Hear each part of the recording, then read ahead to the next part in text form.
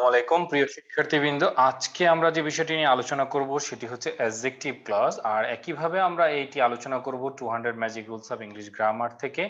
এবং আজকে আমরা অন্যতম একটা গুরুত্বপূর্ণ বিষয় আলোচনা করব, কারণ ক্লজ নিয়ে সবারই সমস্যা থাকে। আমরা গত ক্লাসে নাউন ক্লজ নিয়ে আলোচনা করেছি, আজকে আমরা অ্যাডজেক্টিভ ক্লজ নিয়ে আলোচনা করব। তো চলো বন্ধুরা, আমরা বই থেকে সরাসরি পড়া শুরু করে দিই।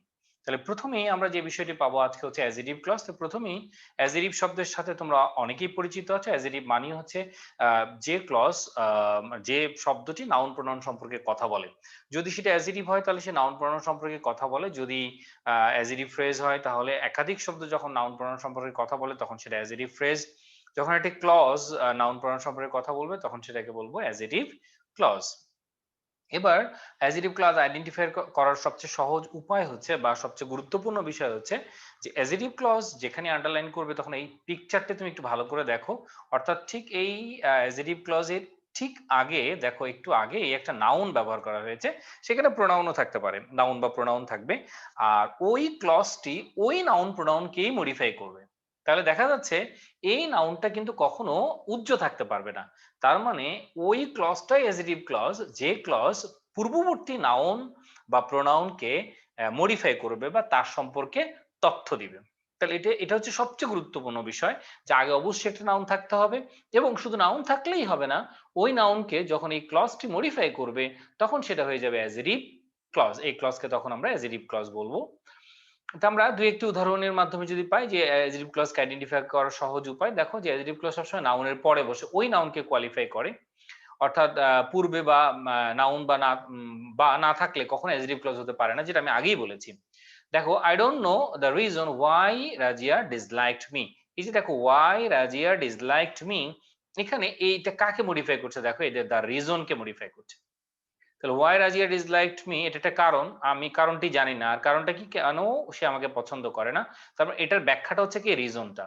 তাহলে এই ওয়াইটা কাকে মডিফাই করছে? দেখো, এই ওয়াইটা মডিফাই করছে, এই ওয়াইটা মডিফাই করছে, why Razia disliked me modify করছে রিজন কে। সো এটা একটা অ্যাডজেক্টিভ ক্লজ। তাহলে আমরা বুঝতে পারলাম যে অ্যাডজেক্টিভ ক্লজের আগে অবশ্যই একটা নাউন থাকবে। তো আমরা আরো কিছু জানি, অ্যাডজেক্টিভ ক্লজকে কখনো কখনো রিলেটিভ ক্লজও বলা হয়, কারণ সাধারণত বেশিরভাগ সময় রিলেটিভ প্রোনাউন বা রিলেটিভ কনজাংশন দিয়ে বা এগুলো যুক্ত থাকে, সেই জন্য এটাকে বলা হয়। যেমন here is list of relative pronouns, এগুলো relative pronoun, who, whom, which, that, whose, অথবা রিলেটিভ অ্যাডভার্ব হতে পারে, রিলেটিভ অ্যাডভার্ব দিয়ে যুক্ত হয়, তখন সেটাকে অ্যাডজেক্টিভ ক্লজ। তাহলে আমরা অ্যাডজেক্টিভ ক্লজের আরেকটা নাম এই জন্য রিলেটিভ ক্লজও বলা হয়।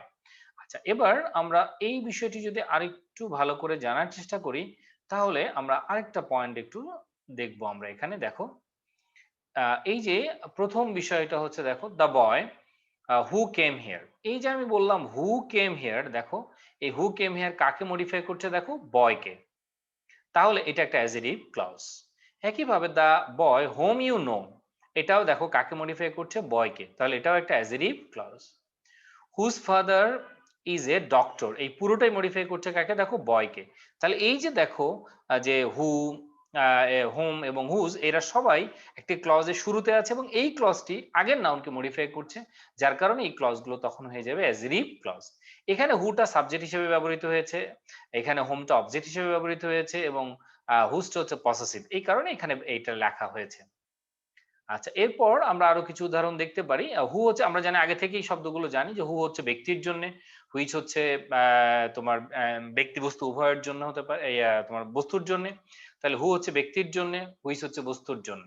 আর দ্যাট ব্যক্তি বস্তু উভয়ের জন্যই হতে পারে, দ্যাট ব্যক্তি বস্তু উভয়ের জন্যই হতে পারে। আচ্ছা, তাহলে এখানে আমরা অনেকগুলো বিষয় পাবো, যে উদাহরণে গেলে আমরা পাবো। দেখো, I don't like people who, এই যে হু আর মিন টু অ্যানিমালস, এই যে হু থেকে শুরু করে পুরো ক্লজটি মডিফাই করছে কাকে? দেখো, এই পিপলকে মডিফাই করছে। একইভাবে ওয়্যার মাই ফ্রেন্ড জিম গোজ, এই গোজটা এটা কাকে মডিফাই করছে? দেখো, স্কুলকে মডিফাই করছে। একইভাবে হোয়েন থেকে পুরোটা এই ক্লজটাও একইভাবে দেখো কাকে মডিফাই করছে? দেখো, এই মোমেন্টকে মডিফাই করছে। The reason why I left, এই রিজনটাকে, হোয়াই আই লেফট কাকে মডিফাই করছে? দেখো, রিজনকে মডিফাই করছে। এবার আমরা একটু ভিন্ন ইয়েতে যাই। দেখো, সেটা হচ্ছে যে আমরা যদি আহ, এই বিষয়টা নিয়ে আলোচনা করতে চাই, তাহলে একটা ছোট্ট বিষয় নিয়ে একটু দেখি আমরা। এখানে আমি কয়েকটা ক্লজ লিখেছি, তোমরা একটু ভালো করে খেয়াল করো, তাহলে এটা তোমার জন্য বুঝতে সহজ হবে। সেটা কি এটা আমরা কিন্তু খুব সহজেই বুঝতে পারবো যেটা কি বোঝাতে চাচ্ছি। এখানে দুটি ক্লজ আছে, এই যে দেখো হোয়ার থেকে, এই হোয়ার থেকে শুরু করে এই অংশটুকু একটা ক্লজ, এই অংশটুকু একটা ক্লজ। তাহলে সেই অংশটুকু আমরা একটু দেখে নিই। দেখো যদি আমি বলি হোয়ার হি লিভস, এই যে হোয়ার হি লিভস এটা মূলত এই নো ভার্বের অবজেক্ট। এই নোটা দেখো, এই নোটা হচ্ছে একটা ট্রানজিটিভ ভার্ব, এই নোটা হচ্ছে একটা ট্রানজিটিভ ভার্ব। তাহলে এই ট্রানজিটিভ ভার্বের অবজেক্ট এটা হচ্ছে একটা ট্রানজিটিভ ভার্বের অবজেক্ট। তাহলে যখনই এই ট্রানজিটিভ ভার্বের অবজেক্ট হিসেবে কাজ করছে তখনই কিন্তু আমরা তাকে এটাকে কি বলছি, এটাকে আমরা ব্যবহার বলছি যে এটা একটা নাউন ক্লজ, কারণ এটা অবজেক্ট, এটা নো ভার্বের অবজেক্ট, এটা নো ভার্বের অবজেক্ট দেখো, এই জন্য এটা একটা নাউন ক্লজ।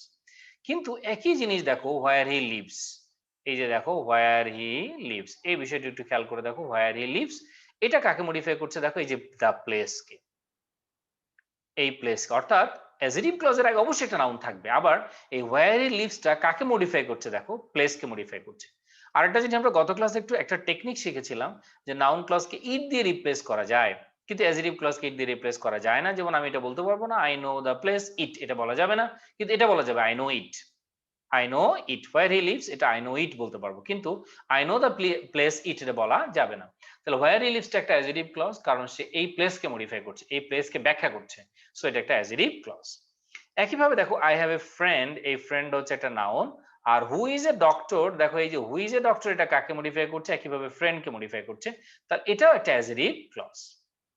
কিন্তু একই জিনিস দেখো I know what your name is, এই হোয়াট ইউর নেম ইজ পুরোটাই হচ্ছে এই নো ভার্বের অবজেক্ট, তাহলে এটা কিন্তু আবার অ্যাজেটিভ ক্লজ না, এটা হচ্ছে একটা নাউন ক্লজ। একইভাবে দেখো এখানে হুটা হয়ে গেছে অ্যাজেটিভ ক্লজ, কিন্তু এই হুটা আবার কিন্তু একইভাবে নাউন ক্লজ, কারণ এটা এই হুটাও, এই হু কেম হিয়ার এটাও কি এই নো ভার্বের অবজেক্ট। তাহলে যখন অবজেক্ট হচ্ছে তখন কিন্তু সেটা নাউন ক্লজ হয়ে যাচ্ছে, কিন্তু যখন অ্যাজেটিভ ক্লজ হচ্ছে তখন ইমিডিয়েট আগে অবশ্যই একটা নাউন থাকবে এবং ওই ক্লজটি ওই নাউনকে মডিফাই করবে। এখন এখানে ছোট্ট একটা প্রবলেম হতে পারে তোমাদের জন্য, সেটা হচ্ছে যে অনেক সময় এই ধরনের ক্লজ যেটাকে নাউন ইন অ্যাপোজিশন বলি আমরা, সেটা কখন অ্যাজেটিভ ক্লজ এবং কখন নাউন ক্লজ সেটা আমাকে একটু ভালো করে বোঝার চেষ্টা করতে হবে। যেমন দ্য নিউজ, আমি যদি এই সেন্টেন্সটা এভাবে লিখি, the news that he is dead, খেয়াল করে দেখো যেটাই দ্যাট হি ইজ ডেড সেটাই কিন্তু নিউজ, এটা সেম জিনিসকে ইন্ডিকেট করছে। আমি চাইলে এই অংশটাকে ভাগ করে নিতে পারি, দেখো যেটাই নিউজ সেটা হচ্ছে দ্যাট হি ইজ ডেড, এটাই খবর, সে যে মৃত সেটাই খবর, আবার মৃতটাই খবর। তাহলে এই যে the news that he is dead is true, এই ট্রুটা কোনটা, নিউজটা, নিউজটা কোনটা, that he is dead, same জিনিসটাই কিন্তু।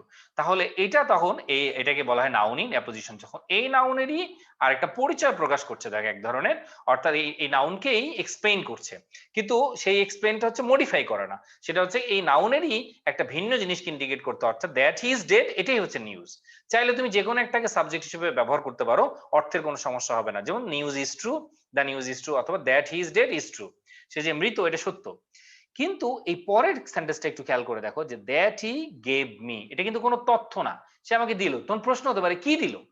তার মানে এই that he gave me modify করছে নিউজকে।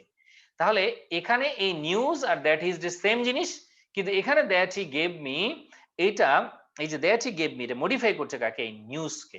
যখন কোনো এই দ্যাট যুক্ত এই দ্যাট ক্লজ গুলো যখন আগে নাউনকে মডিফাই করবে তখন সেটা ডেফিনেটলি অ্যাজেটিভ ক্লজ হয়ে যাবে, যার কারণে এই যে দ্যাট হি গেভ মি এটা কিন্তু একটা অ্যাজেটিভ ক্লজ। তাহলে আমরা খুব ভালোভাবে বুঝতে পারলাম যে how to identify adjective clause. আরেকটা কথা হচ্ছে, তুমি যদি শুধু এটুকু বলো দ্য নিউজ ইজ ট্রু বলা যাবে, কিন্তু তুমি বলতে পারবে না that he gave me is true, সে আমাকে যেটা দিল সত্য। এখন কি দিল এটা সম্পর্কে তোমার কিন্তু কি তথ্যটা পরিপূর্ণ নয়। আর এখানে হচ্ছে সে যে মৃত সেটা সত্য, তার মানে তথ্যটা দিয়েই দিয়েছে। তাহলে দুইটার মধ্যে পার্থক্য তোমরা বুঝতে পেরেছো। এই নিউজ যেটা সেটা হচ্ছে দ্যাট হি ইজ ডেড, কিন্তু এই নিউজটা দ্যাট হি গেভ মি না, বরং এই দ্যাট হি গেভ মিটা এই নিউজকে মডিফাই করছে, যার কারণে বা কোয়ালিফাই করছে, যেটা হচ্ছে এই জন্য দ্যাট হি গেভ মিটা হচ্ছে একটা অ্যাজেটিভ ক্লজ। তা আমরা আরো কিছু উদাহরণের মাধ্যমে যাই, তাহলে বিষয়টা বুঝতে পারবো। এখানে আরো কিছু উদাহরণ দেয়া আছে, দেখো আমরা পরের পেজে যাই, তাহলে অনেকগুলো উদাহরণ দেয়া থাকবে এখানে। এখানে আবার এক কথা আছে যে অনেক সময় কমা থাকতে পারে, ওটাকে বলা রেস্ট্রিকটিভ এবং নন রেস্ট্রিকটিভ ক্লজ, এটা একটু জেনে নাও তোমাদের। এটাও অ্যাজেটিভ ক্লজের মধ্যে দুইটা পার্ট, যেমন দাম ওম্যান, হু বা দ্যাট, দেখো কাকে ইন্ডিকেট করছে, ওম্যান কে ইন্ডিকেট করছে। সো এই হু বা দ্যাট হচ্ছে ওমেন কে ইন্ডিকেট করছে, তাহলে হু এবং দ্যাট থেকে পুরোটা হচ্ছে একটা অ্যাজেটিভ ক্লজ। কল্ড ইউ, এটুকু অ্যাজেটিভ ক্লজ, এবং এখানে কোনো কমা নাই, নো কমাস, দেখো তখন এটাকে বলা আইডেন্টিফাই ক্লজ, তখন এটা হচ্ছে ডিফাইনিং ক্লজ বলা হয়, এটাকে ডিফাইনিং ক্লজ বলা হয়। বা আইডেন্টিফাইং নন আইডেন্টিফাইং ক্লজ, এটা আইডেন্টিফাইং ক্লজ বলা হয়। বা একটা রেস্ট্রিকটিভ ক্লজ এবং আরেকটা হচ্ছে নন রেস্ট্রিকটিভ ক্লজ। নন মানে কমা থাকবে, ওটা বুঝে নিবা তখন। তারপরে দেখো যেখানে একটা কমা আছে, সেম সেন্টেন্স কিন্তু একটা কমা ব্যবহার করা হয়েছে। যখন এই কমা ব্যবহার করবে তখন সেটাকে বলা হয় তোমার কি নন রেস্ট্রিকটিভ ক্লজ। আর যখন কমা থাকবে না তখন সেটা রেস্ট্রিকটিভ ক্লজ। তো দুটোই রাইট, দুটোই অ্যাডজেক্টিভ ক্লজ, দুটোই কিন্তু অ্যাডজেক্টিভ ক্লজ, জাস্ট একটা কমা দিব আর একটা দিব না। এটা নিয়ে দেখবো যে প্রোনাউনের ক্লাস আমার একটা কথা আছে, ওটা একটু দেখে নিও প্রোনাউনের ক্লাসটি, যে কখন আমরা কমা দিব কখন দিব না, এটা নিয়ে বিস্তারিত আলোচনা করেছি। আমার যে প্রোনাউনের ক্লাসটি ইউটিউব চ্যানেলে আছে, ওটা একটু তোমরা দেখে নিবা। তাহলে এই যে রেস্ট্রিকটিভ ক্লজ দেখো দ্য বুক, এখানে কমা নেই, হুইচ আই বট। আর এই যে হুইচ আই বট, এটা কাকে ইন্ডিকেট করছে দেখো, কাকে মডিফাই করছে, এই দ্য বুককে। তারপরে whom you saw in the park, এ কাকে ইন্ডিকেট করছে দেখো, দ্য গার্লকে। তাহলে এই দুটোই হচ্ছে রেস্ট্রিকটিভ এবং অ্যাডজেক্টিভ ক্লজ, এবং এটা অ্যাডজেক্টিভ ক্লজ। নন রেস্ট্রিকটিভ হলেও সেটাও অ্যাডজেক্টিভ ক্লজ। এই যে মাই হর্স কমা দেখো, এই যে which is in the stable, এটা আস্তা বলে যেটা, এই which is in the stable, এটা কাকে ইন্ডিকেট করছে, হর্সকে ইন্ডিকেট করছে। একইভাবে এই যে হু প্রমিস টু হেল্প মি, এটা কাকে ইন্ডিকেট করছে, ফাদারকে ইন্ডিকেট করছে। সো এটা হচ্ছে একটা অ্যাডজেক্টিভ ক্লজ। আশা করি বুঝতে পেরেছো, এটা হচ্ছে একটা অ্যাডজেক্টিভ ক্লজ। এছাড়া রিভিউ টেস্টে যদি আমরা যাই, তোমরা নিজেরা একটু প্র্যাকটিস করে নিও, তবুও আমি কতগুলো জিনিস দেখে দিচ্ছি। দেখো, I know the man who came here, এই যে হু কেম হিয়ার কাকে ব্যাখ্যা করছে দেখো, দ্য ম্যানকে ব্যাখ্যা করছে। হুইচ আই গেভ ইউ কাকে ব্যাখ্যা করছে দেখো, মাই পেনকে ব্যাখ্যা করছে, মাই পেনকে ব্যাখ্যা করছে। দ্যাট ইজ প্রেজেন্ট হিয়ার কাকে ইন্ডিকেট করছে, এনি ম্যানকে ইন্ডিকেট করছে। তাহলে খেয়াল করতে হবে যে যদি সে ওই নাউনকে মডিফাই করে তখন সেটা কি হয়ে যাবে, তখন সেটা অ্যাডজেক্টিভ ক্লজ হয়ে যাবে। আরেকটা কথা হচ্ছে পরে কিন্তু এটার আবার ব্যাখ্যা দেয়া আছে। তোমরা এই যে পরের পেজে যাবা, এটার অ্যান্সার সহ নিজেরা বাকিগুলো একটু করবা, করার পরে এই যে এখানে ব্যাখ্যা দেয়া আছে, এই যে এখানে ব্যাখ্যা দেয়া আছে, ঠিক আছে।